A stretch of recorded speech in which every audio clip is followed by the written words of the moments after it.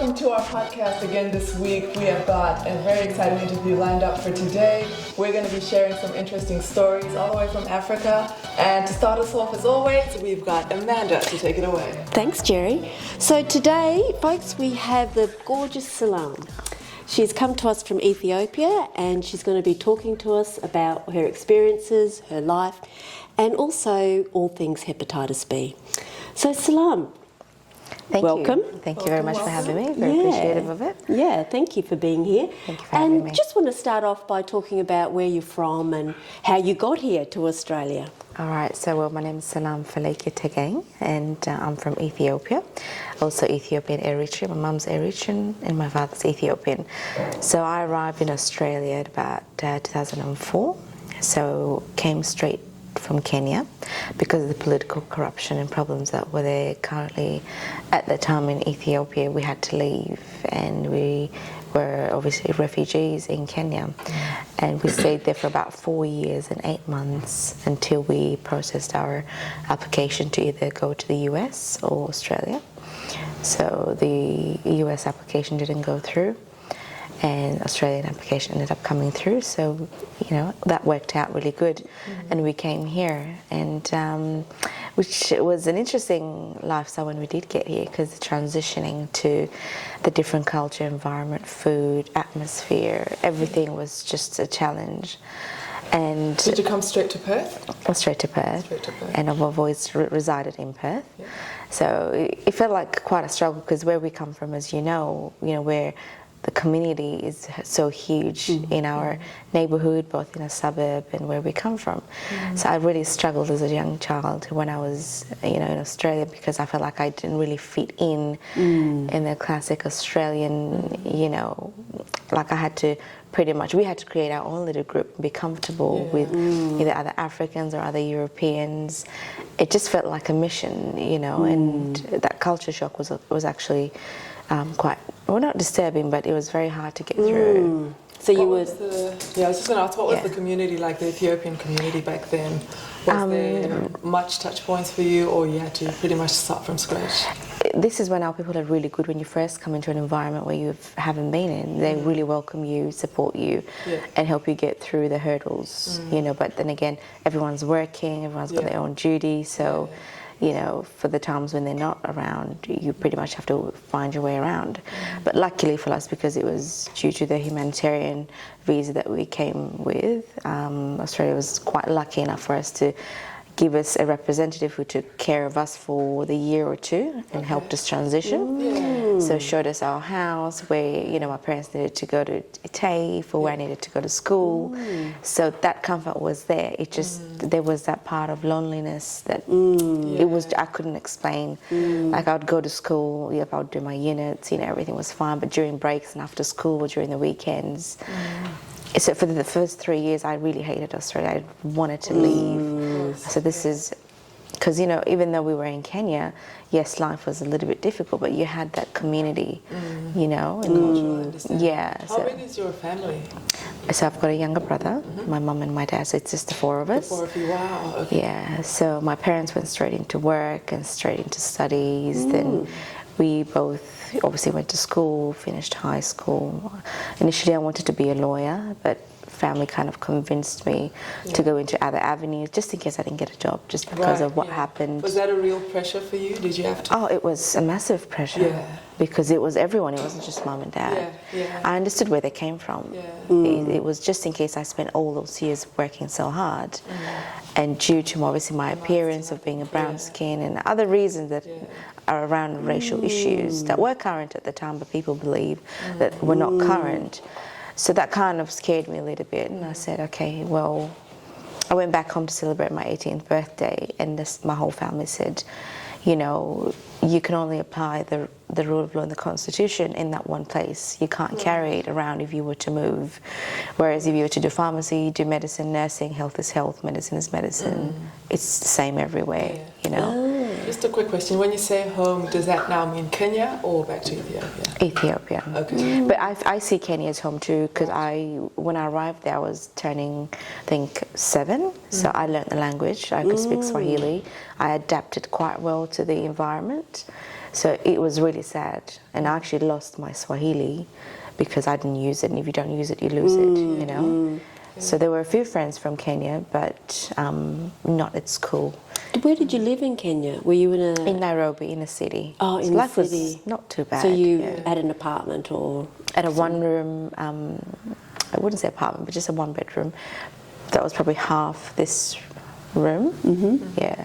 So we just had like, you know, the basic things, and we went okay with it. It wasn't really a big issue. And I didn't see it as that when I was a kid, because all you worry about is playing and, you know, eating, going to school, but you just see your parents just trying to be strong for you. Yeah. When you came to Australia and you said you had someone to help you for a couple of years, was that through the Red Cross? It wasn't Red Cross. It was from immigration straight.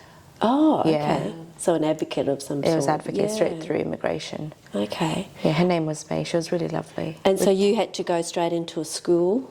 Yes. Right. So I went to Perth Modern High School. Yeah. In Subiaco. Hey. Yeah, and I was. I'm That's a quite good school to passionate. go Yeah, to. very That good was school. a very good school. It was a good school. Yeah. And I played the violin, and unfortunately, I'm quite, you know, creative and artistic, so I ruined that by doing woodwork. And that was so stupid, because there was one teacher who was actually very racist, and he really ruined my time at that school. Oh. So I was very upset that day, and I had his class coming up the following afternoon, and I was making a little cover for like pencils and pen.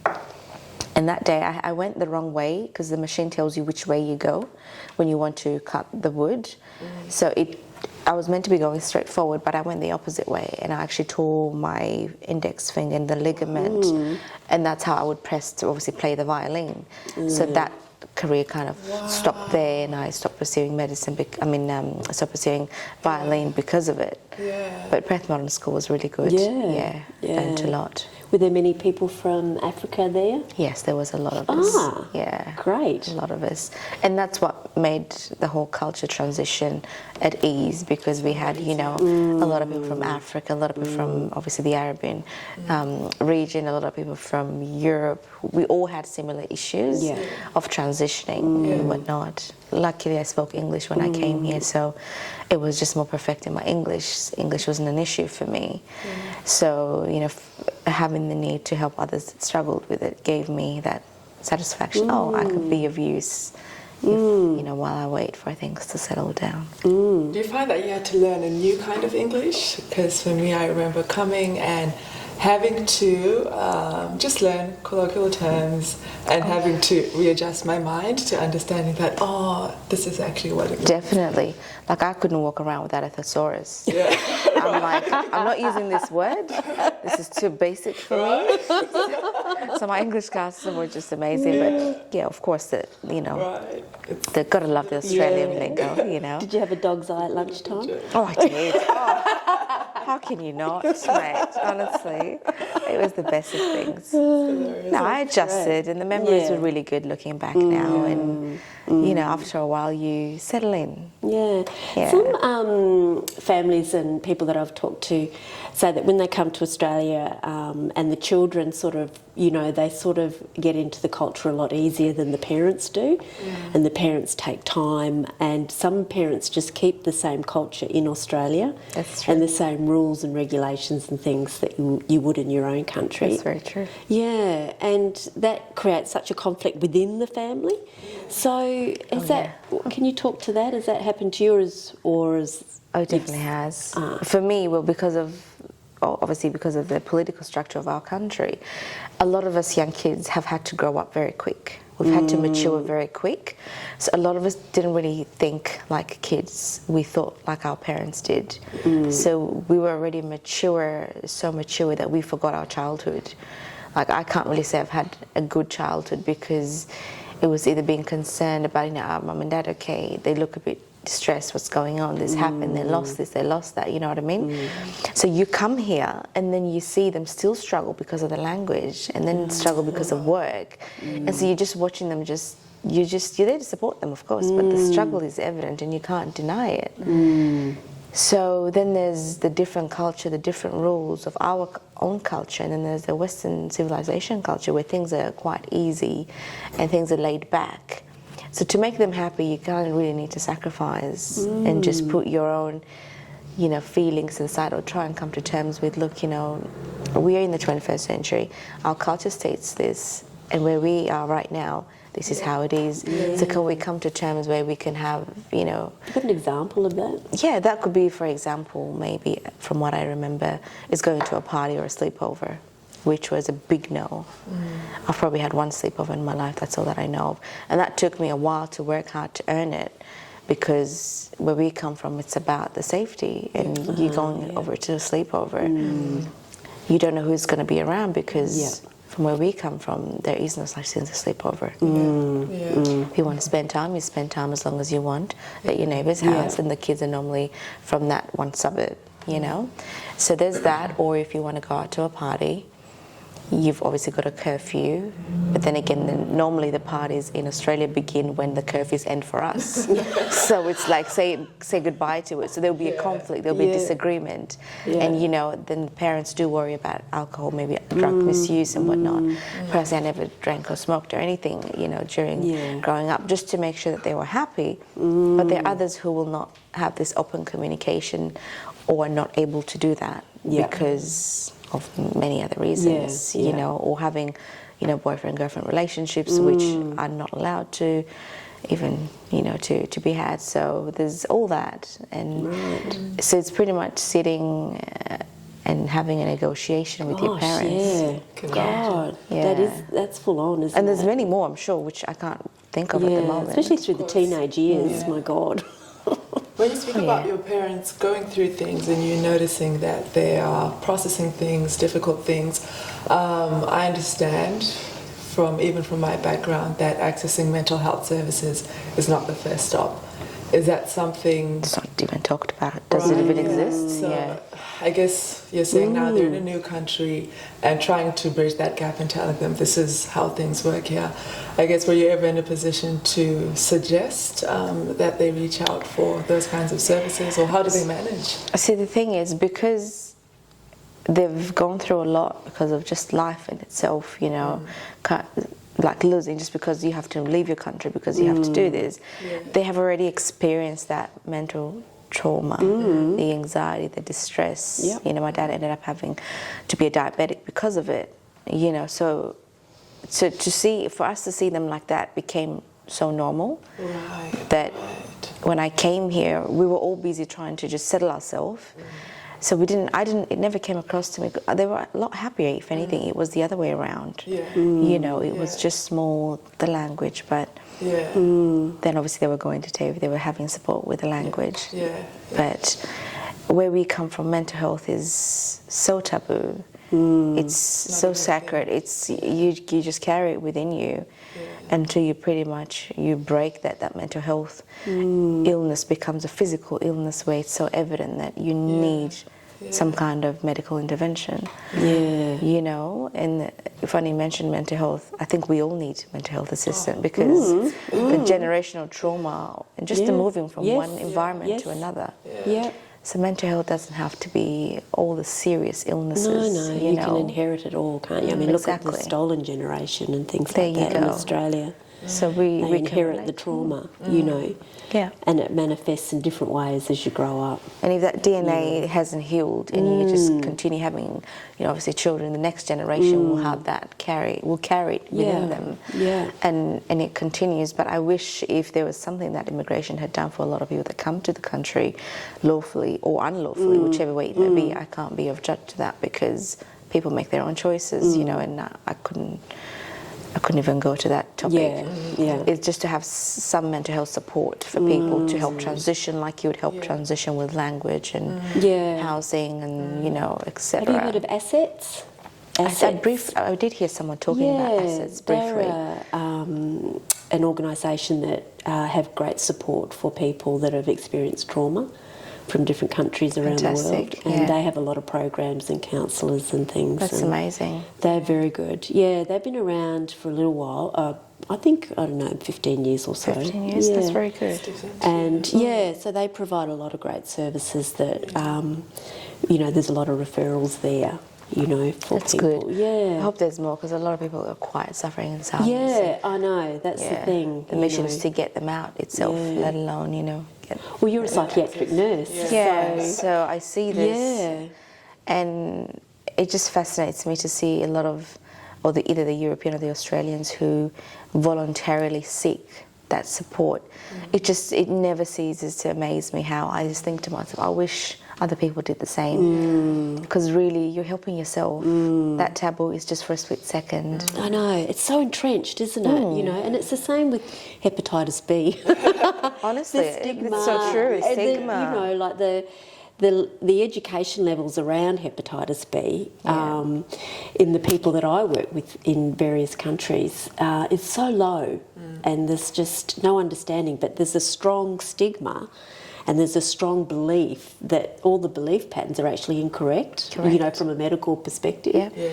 But because they're firmly believed that that's how it is and that's how people live by it, and it's so difficult to break that barrier. Yeah. Because a lot of them do believe, obviously, in natural medicine and, using naturopath. You know, you could be drinking herbs, tea, or maybe just, there's a lot that they can make up from both from African regions or European, you know what I mean? So it's just more, it's the way you're brought up, which is toughen up, harden up, so exposing your emotions or your personal problems is just something you do not do.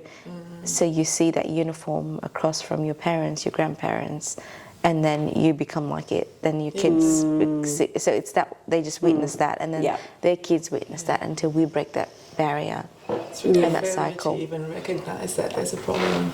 Like a few years ago, talking to a group of friends and actually acknowledging that as an international student, a lot of people will come here with just their airfare and their first semester fees. And just imagine the stress of working $20,000, working all day, all night, going to classes. If you don't go to class, they're going to report you to immigration. You're going to go back home. Especially for international students, it's so important. It's also managing your visa status. You can't breach that. But everyone just kind of carries it like, yep, that's a part of life. I don't know how you go through this, but kudos to you. Right? Oh, to many. Survive. But that mental stress is all you need for you to decline in your mental well-being. Yeah, that's right. Because it's stress, and then it's anxiety, then it's depression, and then it's next to obviously major depression, PTSD, all that stuff, and whatever you experience. Then you end up having personality disorder, or it just doesn't end. Keeps going on. So deal with it right then and there. Yeah. But I don't. Well, I guess. I was just going to say, you're changing the next generation. So. I'm hoping to. Definitely. Because I then was going to ask that generation will be broken. You have decided to pursue this career path. What interested you about? Well, obviously, not just like mental health, but for me, I've worked in medical, surgical, like in so many areas, to witness how medicine affects and impacts people's lives. For a lot of people, it could just be, it's an illness, you're in, you're out, you got your treatment, goodbye. But for a lot of us, just to get to the hospital, it's a mission that's depressing itself. So you've got a mental health problem before you get to the hospital that you need to work with, So for me, it's to educate, obviously, my community, or be open enough to have people come up to me in private, it be, or whatever, and give them that support system, and which I've done throughout my career. I mean, I haven't counted it, but it could be for referrals, and just ease the nerves of people when they've got an appointment to be at. Maybe they need to get their eyes checked or go to the doctors for something particular. That's all we need sometimes. It's just reassurance it's okay, and Are you active in your community for Ethiopia? Are you? Yeah, well, my father and I have done a lot of community work, and he's done community work all his life, really. And in the women's department is where my role is in, and it's more to do with education, support, and just help women get through their hurdles. Maybe you could become a Hep B ambassador for us. Why not? Look, by the end of the day, we need to get people feeling confident. Yeah. And the issue is just opening that topic to begin with. Yeah, that's right. And just correcting some of the myths and misinformation. Is what is hepatitis B like in Ethiopia? Look, not just in Ethiopia, but I think in a lot of the African countries, we are very unfortunate when it comes to sanitary, water management, especially when it comes to education about health and medicine, when it comes to open communication within the family. So a family member might have hepatitis B and might ignore the signs for a very long time. Because where we come from, unless you're tired enough, unless you're physically weak and ill, you just do not entertain about going to seeing a doctor. And obviously the problem with that is that it really starts to damage your organs, especially the liver. Like if you do not attend to those symptoms or just get an opinion, you have fatty liver, then it's cirrhosis, and it's hep B, then it could be all sorts of things. So that education we don't have, or maybe it's a lack of, we don't communicate about it because our parents do not talk to us about it. And there's another issue of, where things are kept quite private. So things are kept secrets. Your entire life, you're not going to find out until maybe a member has passed away, or they take it to the grave with them. And you think, why would you? Let's stress about this together. Let me support you so you can get through. Then later on, you're just sitting there thinking, was I not important to this person? So you start thinking, deviating to other paths when it's not the case. And in Africa, unfortunately, it is quite prevalent. And because I didn't grow there, I haven't witnessed it much. But from reading articles and meeting a few people here who have had it, they do not talk about it. It's not a cup of tea conversation. It's not a conversation for the family. And I wish medicine had improved in Africa, both in my country and in Africa. And that comes down to the politicians. The politicians, I'm not blaming everything on them, but in order for a country to progress and to get better for the citizens, the politicians need to implement a lot of the services. Exactly. Number one is vaccination. How many countries in Africa are vaccinated for the kids from a right? I don't really remember. I didn't have any until I came here, except for the couple or two that were very important. So we lack that education, and that's because it wasn't given to us, not because we are not, able to educate ourselves. But because one of the biggest transmission routes with Hep B is mother to baby during the birth. Exactly, and so that's in Australia we get the vaccine within 12 hours of being born.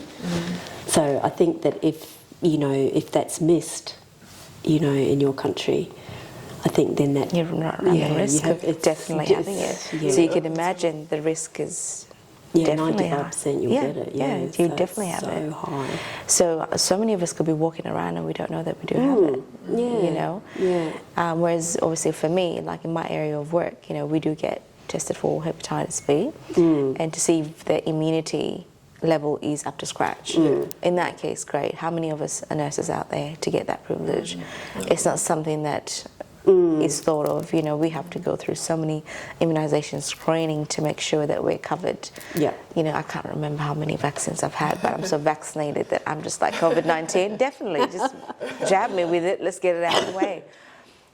But those are the kind of things I wish we had back home, which would support not just hepatitis B, but especially hepatitis C and all the cure for that as well.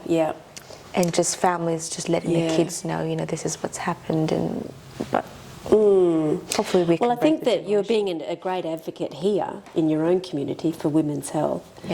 So, I hope so. It does help if you can get that message out. Definitely. And also, we have to break down the taboos around hepatitis B, but also mental health, Mental health is so crucial. It is. And I guess people don't realise it until you start talking. And the thing is, that's all you need. Starting to talk about it helps people just take that load off. And you think, it wasn't that hard. It's never going to be that hard. But the two words, stigma and taboo, is the issue with the flags. And I think it comes around trust, having that trust between people. And I don't want to put our community out to look bad, but it's just where we come from. We'd like to chat, over a coffee. We might talk, and they say this, say that, say this, and some personal information might slip out about a person, and then the gossiping begins. And this happens with a lot of communities, not just, So then there's that fear of if I say something, will someone bring it up? And if there's a particular person who's quite chatty in the community, then you have that anxiety, you know, and you're like, how do I? So I couldn't imagine for those who have certain illnesses that they do keep it quite private to themselves and want to talk about it. That mental anguish must be... Well, it's suffering in silence, isn't it? Yeah, absolutely. It's deeply held because even when I consider getting a therapist, I'm always quite particular that they're not from the African community. And to be honest, I don't... Even though they're bound by confidentiality, I'm just not sure. Yeah. I'm not sure because that's what we... That's exactly right. Yeah. Wow. So it's a difficult process. So you imagine someone who's taken the step to decide they want to talk about their illness, they want to talk about this, but now there's the next barrier. Who's the most appropriate person to discuss this with? So I think, a lot needs to be done. But I think there are options. But I think we're just not ready to access them yet. So we're not looking. Yeah, still trying to deal with what if someone talks about my problems, you know, if you guess to someone that you obviously don't want to, which is fair enough. Yeah. We all need a bit of a confidence boost, so it's the trust. And this is where I was taught when we had a community gathering with Headspace, this was last year, I was just saying a lot of the Department of Health could consider having mental health liaison officers and consultants within divisions of different community groups. It could be African for, you know, Ethiopian or Zimbabwean or Ghanaian. It could be whatever, or even Italians, because they're those who do not speak the language, you know. And if we have representatives as liaison officers, that might encourage some positivity, you know, some trust. Not for all, but if it helps one person, that's all that matters, right? And that's one of the discussions I was having, and I hoped that maybe one day we could have that. But you know, it's a baby step, and maybe we can get there. At least GPs have like someone that they can refer to and have that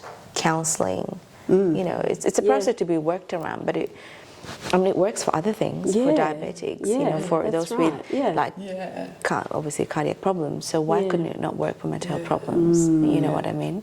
And mental health is not just a big umbrella for, you know, is it schizophrenia? Is it, you know, ADHD? It's that's all there's the a spectrum, isn't there? There's such a spectrum, you know, and we're all affected by it at some point in our lives. Exactly. For some it comes early, for some it comes mid, but being aware about it gives you that tool and power to really help yourself and the people around you. That's right, because we all come, in our lives, we all come into challenges, and sometimes we need help around that challenge. Exactly. And then we're okay. Correct. And then another problem arises and we need a bit of support. Because in you know, in Perth culture, the small family is so insulated and isolated. Isolated as well. You know, so we're not the extended family. So who do you go to? Yeah.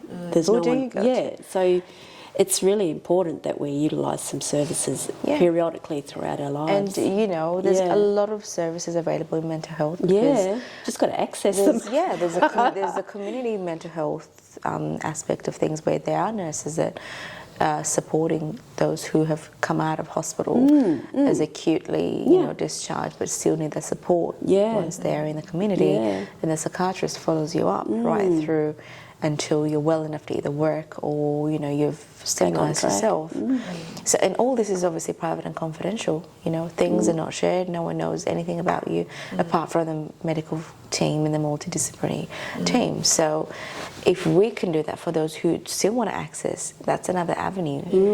And I think people should, because I see so many people walking around like potential mental health, like illness patients, and I think, I wish you could just go see a doctor, go see this, you know. And I'm just thinking, this is just a little portion of people that I see where I am. How about in other environments where there are people that are just, but they're like zombies, they're there but they're not there. I know. In our work we deal with that as well. Which is really heartbreaking. So you do a lot of work. How do you have fun?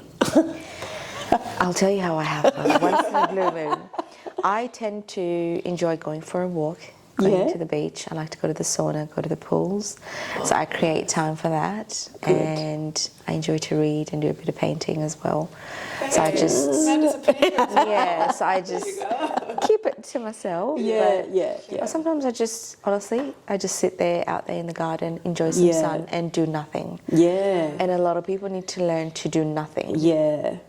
We've spoken a lot about all the services that we have for mental health. We've got tons of services for hepatitis as well for the community to access, but they're not accessing them.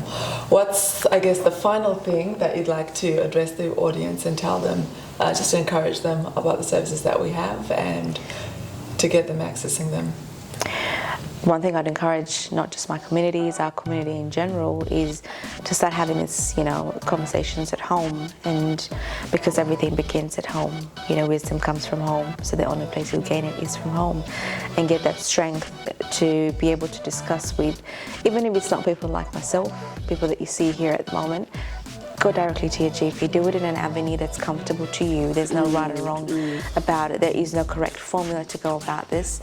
As long as you know the services that are available. I mean, we're all on Google when we need to find, either to go to a restaurant or to find somewhere to go. The way to go about it is just Google hepatitis WA and find out the information and the connections that are available from that, or speak to your GP, or speak to someone that's quite close to you within the community that's in the medical field.